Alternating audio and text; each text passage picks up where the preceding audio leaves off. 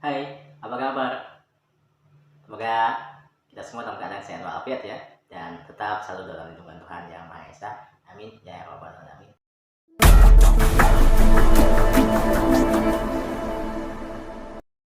Pembahasan kita pada hari ini adalah kenapa sih ketika kita dewasa lingkungan pertemanan kita atau circle pertemanan kita itu semakin sedikit atau semakin sedikit. Ini kenapa? Dulu selagi kita kecil mungkin lingkungan pertemanan kita atau circle pertemanan kita itu banyak sekali. Di mana-mana kita punya teman, di mana-mana kita punya circle pertemanan. Ada yang seperti ini, ada yang lain-lain sebagainya. Nah, ketika kita telah dewasa, kenapa sih lingkungan pertemanan kita ini semakin sedikit, bahkan satu atau dua? Padahal seharusnya semakin dewasa kita memiliki circle pertemanan yang banyak atau circle pertemanan semakin banyak. Tapi kenyataannya atau sesuatu yang terjadi dalam kehidupan kita, semakin dewasa kita, maka semakin circle pertemanan kita semakin sedikit. Pada dasarnya begini, kenapa kita setelah dewasa lingkungan pertemanan kita atau circle pertemanan kita semakin sedikit? Karena semakin dewasa kita semakin bisa memilih atau menimbang mana teman yang satu frekuensi dengan kita dan mana teman yang tidak sefrekuensi sama kita. Jadi ketika kita telah dewasa, kita akan lebih memprioritaskan, karena semakin banyak teman ketika kita telah dewasa, maka kita akan berpikir semakin banyak teman atau semakin banyak lingkungan circle pertemanan kita, maka semakin banyak drama tentang kehidupan kita. Jadi setelah kita dewasa atau kita menginjak usia yang telah dewasa, maka circle pertemanan kita semakin sedikit karena kita lebih memahami dan kita lebih memilih seseorang yang memang sefrekuensi sama kita, searah sama kita, atau satu tujuan sama kita.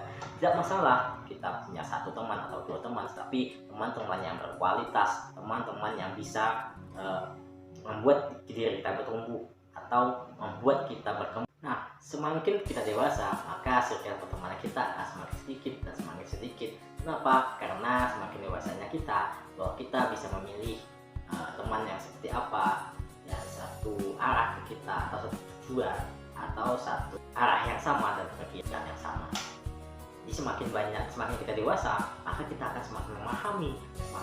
Semakin kita dewasa, maka kita semakin tahu bahwa banyaknya teman itu akan semakin banyak drama. Jadi circle pertemanan yang banyak itu sebenarnya tidak terlalu penting ketika kita telah dewasa, karena memang pada dasarnya teman bukan diukur dari berapa banyak lingkungan pertemanan atau circle pertemanan Anda, tetapi yang berkualitas, yang bisa menjadikan diri Anda tumbuh dan berkembang, yang memberikan motivasi kekuatan, yang memberikan semangat pada diri Anda atau sesuatu orang yang bisa, atau teman-teman yang bisa dibutuhkan, atau teman-teman yang ada saat kita membutuhkan. Itu saat kita telah dewasa. Itulah kenapa setelah kita dewasa lingkungan pertemanan kita semakin sedikit, karena kita tahu dan kita telah menimbang dan kita menyadari bahwa banyaknya pertemanan atau semakin banyak pertemanan, maka semakin banyak drama dalam kehidupan.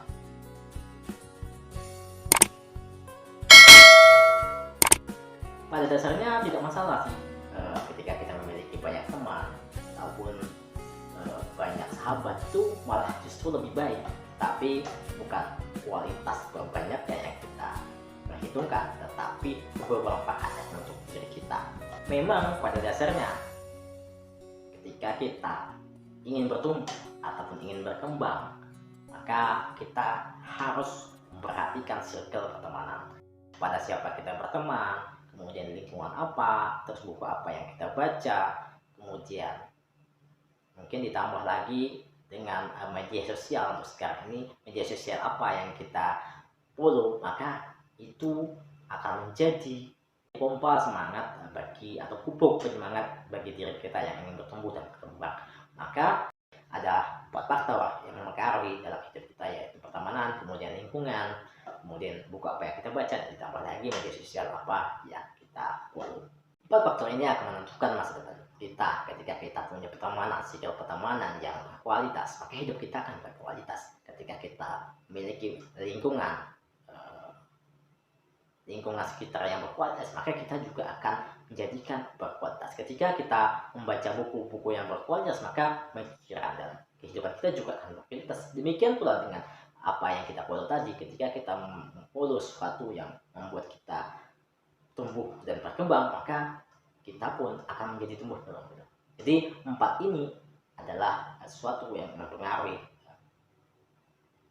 dalam hidup kita atau pola pikir kita, ya, yang tadi pertemanan, kemudian lingkungan, kemudian buku apa kita baca, dan media sosial apa yang kita.